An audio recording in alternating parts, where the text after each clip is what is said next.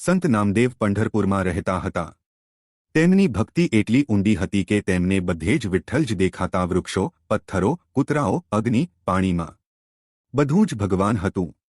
એક દિવસ તેમની નાની ઝૂંપડીમાં અચાનક આગ લાગી.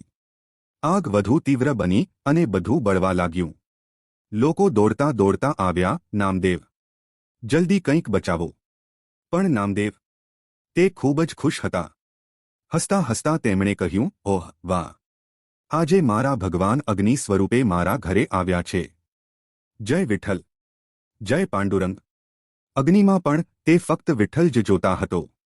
પડોશીઓ જે પણ નાની મોટી વસ્તુઓ બહાર કાઢી હતી, નામદેવે તેને અગ્નિમાં પાછી ફેંકી દીધી.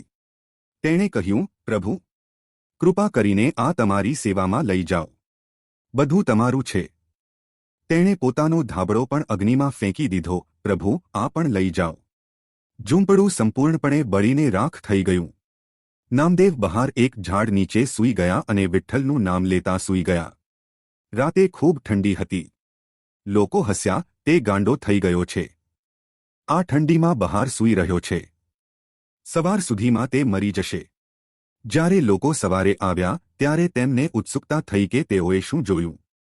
કોઈએ નામદેવને સુંદર, ગરમ અને નરમ ધાબળાથી ઢાંકી દીધા હતા.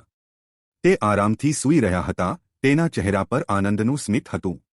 અને સૌથી મોટો ચમત્કાર, તેની બળી ગયેલી ઝૂંપડીની જગ્યાએ એક સુંદર, મજબૂત ઘર હતું, જે મહેલ જેવું હતું. ફૂલો, સજાવટ, બધું જ દિવ્ય. લોકો આશ્ચર્યચકિત થઈ ગયા. તેમની આંખો આંસુઓથી ભરાઈ ગઈ. તેઓએ બૂમ પાડી, આ વિઠ્ઠલનો ચમત્કાર છે. નામદેવની ભક્તિએ ભગવાનને મજબૂર કર્યા. આ સમાચાર આખા ગામમાં ફેલાઈ ગયા. લોકોનો ભગવાનમાં વિશ્વાસ વધુ મજબૂત બન્યો. નામદેવે ફક્ત હસીને કહ્યું, બધું જ વિઠ્ઠલ છે. વિઠ્ઠલે પોતાનું ઘર બનાવ્યું. વિઠ્ઠલનો વિજય. નામદેવનો વિજય.